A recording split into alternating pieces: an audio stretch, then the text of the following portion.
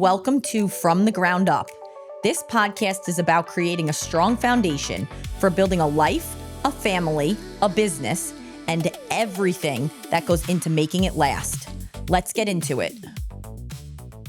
Welcome back to From the Ground Up. We're up to our fourth episode, and I'm looking forward to introducing you to Patrick, who is our all-media guru at Evolution. He helps us with everything from job site photos, videos, our social media channels. He does drone videos for us. He helped us produce our commercial that's running on News 12 for our Bath in a Box. So without further ado, welcome Patrick. Thank you for having me. I'm excited to be the first male employee on your podcast. That's super cool. I'm honored. So yeah, thanks for having me. Yeah, you're welcome. So let's start off with, how did you first get into video, photo, and drone work?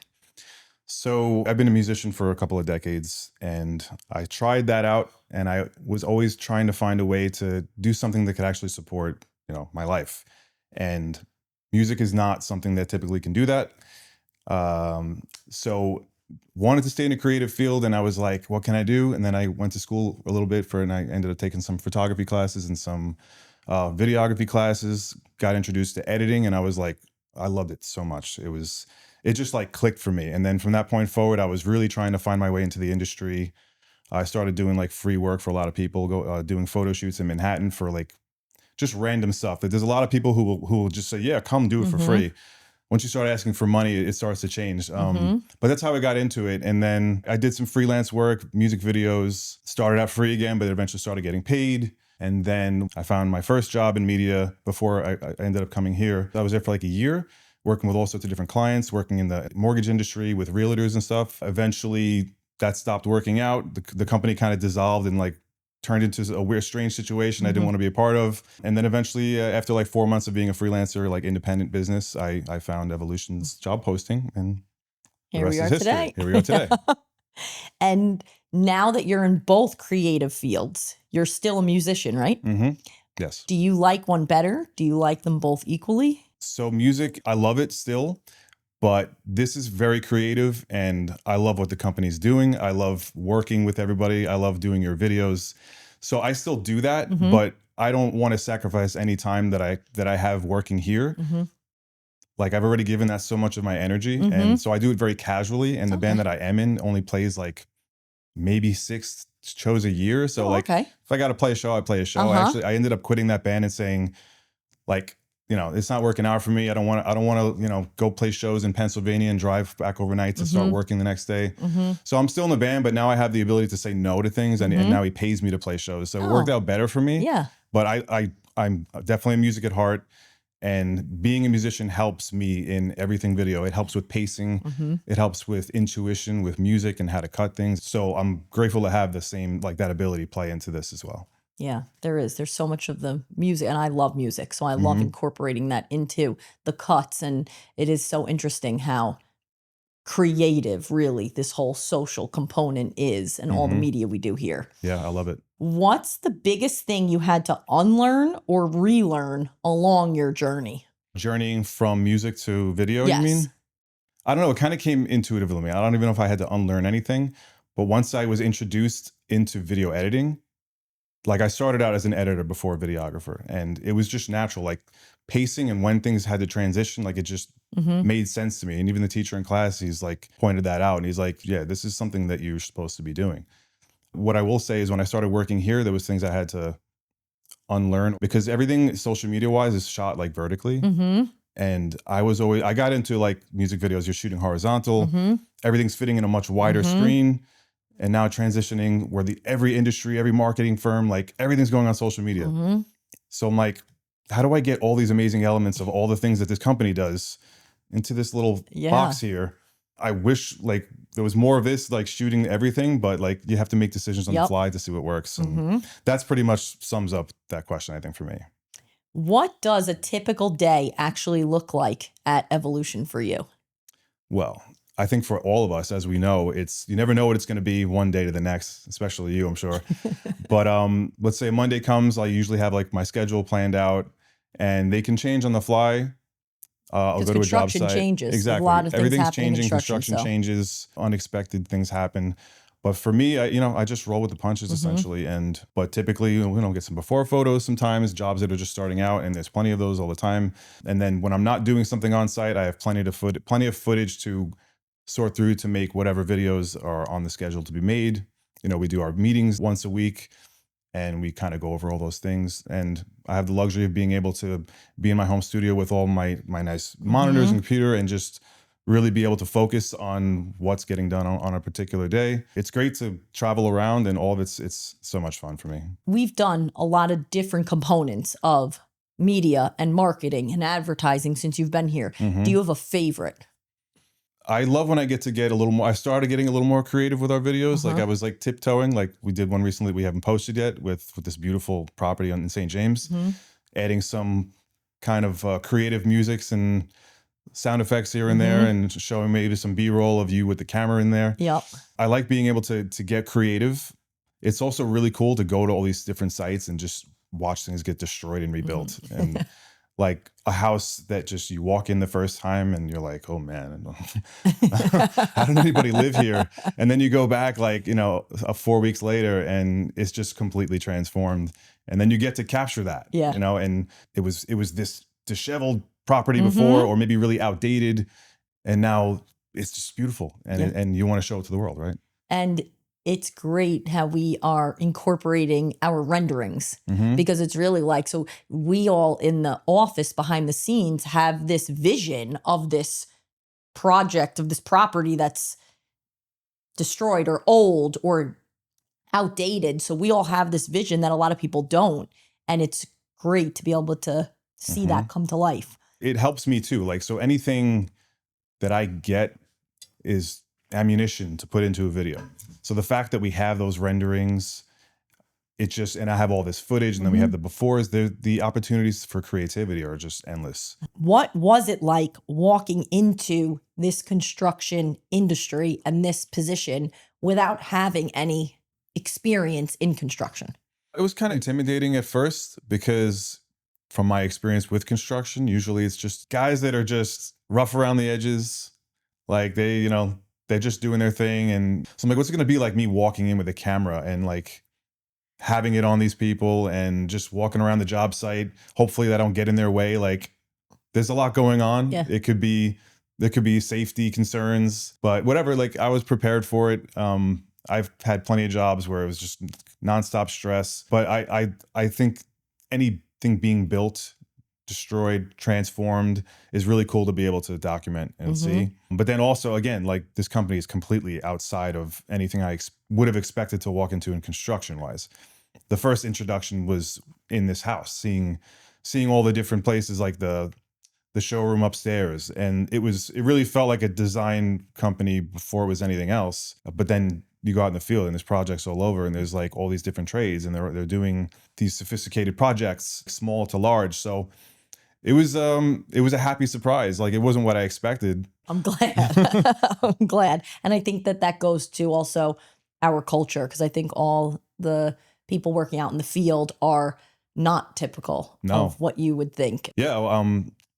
Project manager Merrick, like very talkative guy. Every time I see him, he like walks up to me, like gives me a pound, shakes my hand, and we talk like for like 5-10 minutes. I'm like, don't you have to work? Yeah. I'm like, I gotta work. So all right, I'll talk to you later, man. But yeah, and then I don't know everybody's names, but for the most part, they're all great. They're all do a great job, and they're friendly. Good. And they say hi. And now that we recognize each other, in the beginning, it was like everyone was like, "Who is this guy?" Yeah, yeah. I don't know if they expected that there was going to be a full-time. And I'm sure some people don't want to be or are nervous about being on camera, or are aren't ready to be out there. I know that's how I felt in the beginning. I never thought that I was going to be out. I never even had social media. I didn't think I was going to be out there like this. But then I put my nerves aside and judgments of what people might say. I put that all to the side, and I do this because I want to share with the world what we're doing and what we're growing in real life, and the people that we're, around. Like, we're all real people and good people, and I want to share that with everybody. Yeah, So and it should be documented. But I remember seeing the early videos, like, you've always been kind of a natural, whether you realize it or not. So like, you're good on video, and yeah, that helps so much. So I'm all in. So yes, clearly. This is perfect segue. What is it like working with me on a regular basis? So it's very dynamic because you're getting pulled in so many different directions. I've just learned to, like, when something's going on, I'm here. I'm ready when you are. And also, you're, like I just said, you're really good on camera. You know the project so well that it makes my job so much easier, because when I have to go in and edit things, usually you have to edit around the person that's talking and make it seem like they did really clean from start to finish without saying too many uhs or buts or whatever. But I don't know, it's like you have these maps in your head, and you just go through the project and you describe them, and then that's it. We're done. Now I get B-roll, and then, you go on to whatever the estimates you're going to do or other projects and check on it, and this phone call. And so it's dynamic, but it also is easy in a way. I don't feel pressure because I've always been good at, like, coaching people on camera when it's required. And yeah, I've gotten good feedback from the company in terms of what I do. So I know that you also trust my intuition in what I'm good at. Yep. And I think I'm one of the few roles where, like, you don't have extreme knowledge on videography and stuff. So you do rely on me to, like, make sure it's going to look good, make sure I'm saying the right thing. The only thing I've have to get better at is, like, making sure your hair looks good. And I try. My hair doesn't look good in general. I'm always running around. But it's these little details that, like, me, like, as a guy coming from, like, filming metal bands and stuff like that, like, I'm not really, like, you want to look grungy, but I don't want her to look grungy. So yeah, so that's part of the job, that it's, like, outside of what I'm naturally good at, but I've gotten better at it because I know that I have to look at these details now. I work at a woman-owned company. I'm going to be doing other videos with other people here that, like, I want to make sure they look good, and I don't want them to think that, like, they're going to be on video and look terrible. So no, I love the part, that, like, surprise factor or the underdog feeling of how this whole company is a construction company. And I love how it's just unexpected that there are a lot of women involved, and, and we are trying to balance, because that's who we are in real life. We're balancing what we do is rugged, and it's dirty, and it's in construction, but yet, there's a whole feminine side to all of this. And I like balancing that. And I think that shows in our work. Because it's real. That's real. That's what it is.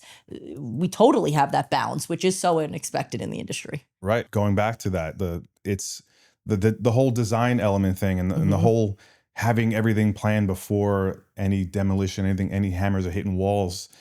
I think it's and that was another thing that kind of drew me to the company, because my wife and I have had some bad experiences with construction. She's very detail oriented and is great with design, but she's always had to do all the legwork herself, 100%. And it's so stressful for her. So when in the description of the job, I saw what the company was. It seemed so synchronistic at the time, because we were during construction, have a job that was like, what's going on here? Like, all these things that went wrong, all these design elements were not followed.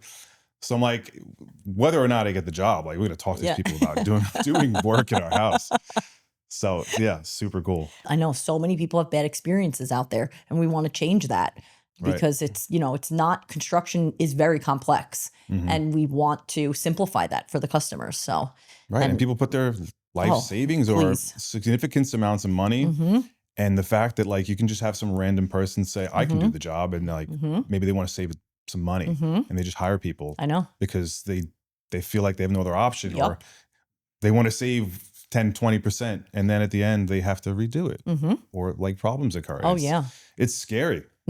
It is. I say, I don't know how people have gotten through it for this long without a name brand general contracting company out there. But it's unfortunate that there's so many horror stories out there. Right. But not anymore. And that's another thing that helps with the documenting, because you build trust by documenting what you're doing. Right. You're putting yourself out there. I love that it's what we say is caught on video because it's actually what we're doing and on repeat. Yeah. Our Bath in a Boxes, we haven't missed one 14-day finish. That's beautiful. Ever since we launched Bath in a Box. And those time frames are out there, and our big extensions and our new construction, that's all out there. And yeah, it's real. We want people to feel comfortable and bring trust back to the industry. So Awesome. thanks for helping us capture that. My pleasure.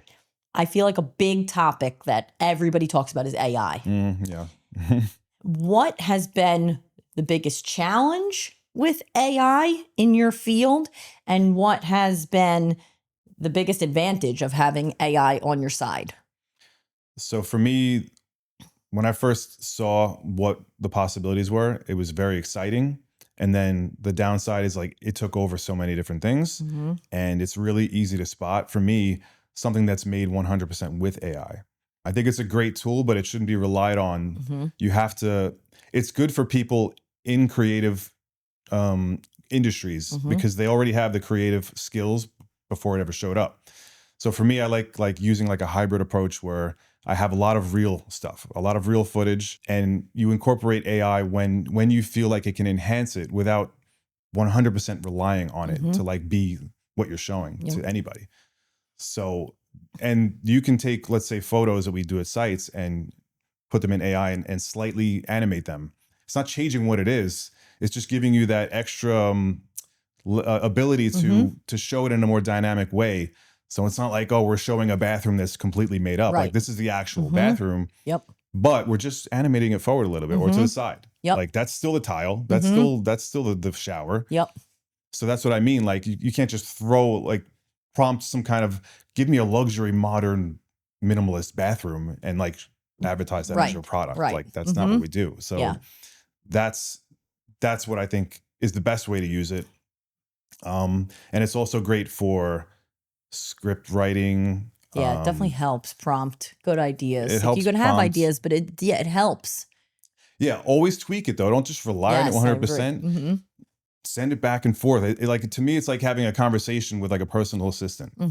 Like it'd be great to have somebody to talk to at all times, but we don't. Like we're all doing our own thing. So having this assistant to ask questions to and ask for feedback, and then it gives you that. You're like, well, I don't like that, but I like this. Give me that.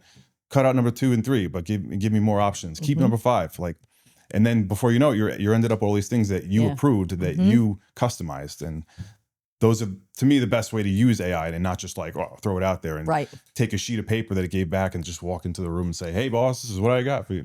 My favorite use of it is I like the animating, and then we'll finish some big projects, but sometimes it takes people a few months, a year to fully furnish the whole house that we just did, or, an extension, a bigger project. So I still want to showcase our work so everybody can see it. But when we can stage it through AI and show it finished, it allows our customers to envision their project when it's staged, just like staging in real life. Yep. So I like the AI component of the staging for that. I think it helps. Yeah. And not everybody has the eye to envision the final result. Right. And the fact that we essentially utilize, even outside of what I do, I know some of the designers have a hybrid approach where you have your renderings. The renders are turned into an AI version of what it's going to look like at the end. And then if you're a client or somebody on the other side and you get to see that with like the golden hour happening in the background and like all the elements that are going to be chosen, because that's all chosen before the renders come, it just gives them something to look forward to before anything ever happens. And they're investing a lot of money, and they're taking a risk no matter, like, because they don't know what to expect if it's the first time they're working with the company. So it's just another way to enhance their experience and give them something to wow at the end. And I actually like when I go to a job and someone is like, I want to do an extension, but most people, you're doing one extension in your whole life. You have maybe lived in 2 houses your whole, like most people aren't going through construction projects 20 times in their life, and they're not pros. So I like when someone wants to explain what they're looking for me to give them an estimate on, and they give me the image that they made through ChatGPT themselves, because that helps them so much now. visualize what they couldn't. So I think it's a great tool. I don't mind at all when the customers give it to me. Like I said, I prefer it because the language of what they're looking for and what's feasible, it's hard to have that conversation when you're not in construction. You don't have that terminology or knowledge. So now that you can just take your house, put the before picture into chat, and you can ask it to put a second story on, put an extension on, add black windows, change the siding, like they can do all that. And it really helps. I forgot that element of it. The fact that it helps them communicate with you. It and helps that makes a lot. your job easier in a way too, right? Because now you know exactly what they're looking for. It cuts probably a lot of the time of the design off, right? Because you know where to start. Yep. Yeah, you're I right. love it. 100% I think it helps a lot. Definitely. So I know you had never filmed a commercial before for TV. No. And I had never either. I had never done a commercial.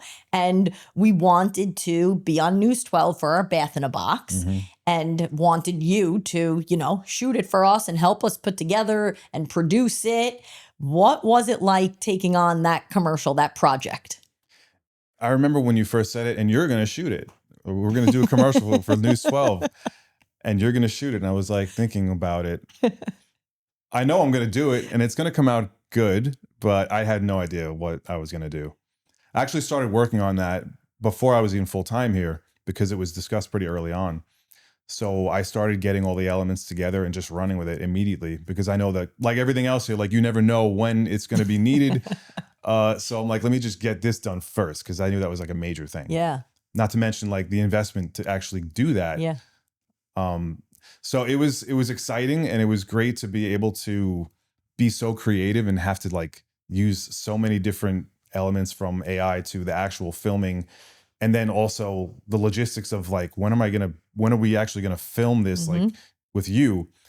And that was such a last minute thing. It wasn't even expected. I remember coming here for some other reason in the room and you're like, we're going to film that commercial today. And I'm like, what? In my mind, I'm like, what? Okay. I don't have any lights or anything, but we're going to make it work. And we did make it work. Yeah. And that was a perfect example of using a hybrid approach. We had filmed right here, everything upstairs. And then all the bathrooms featured were real bathrooms. Right. And then I just kind of used a little bit of AI to make it a little more polished. Yeah.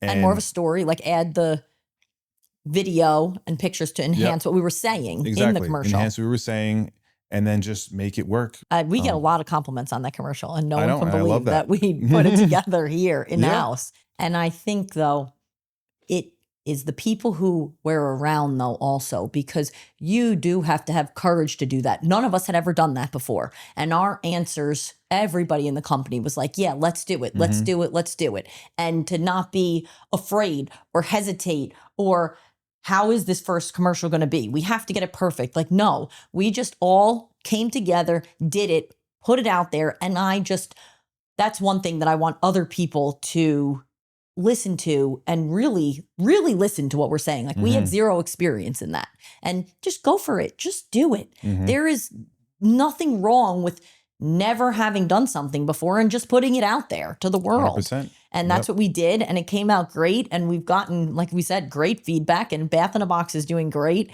And yeah, I hope other people, can have the courage to just do something that they've never done before and surround yourself with people who feel the same. This has been a great conversation and I'm so happy that you came on the show and I'm so happy you're part of the company and I'm really excited to see what the next year brings for all of us. And please just keep your creativity coming and show the world everything. That's all I can do. So we're very focused on here. We're very goal oriented. So we like to ask to end each episode with what are you building and working towards, whether it's a goal that you have for the week, the month, or a year. Okay, there's so much. I'll try to summarize it. It might be a few different things together. So always trying to improve my craft that I'm using for the company. So the video editing, I want to always get better at color grading, figuring out new technical ways to like work with slow motion and speed ramping. And outside of that, continuing to keep my music skills honed because I don't play as much. And then staying healthy. Like I do jitsu and some martial arts, but I'm getting older. So I have like pains and injuries that are manifesting in my body. Number one goal is just to always stay in motion. And everything that I love doing, everything that I'm passionate about is to work a little bit on it here, the next day work a little bit on it here, and always just keep climbing the hill. You know, that's pretty much sums it up. Just never stop working on the passions you have, and then they're only going to get better over time because you never stop. I love it. I feel like you should always be growing. 100%. So thank you. Thank you for having me.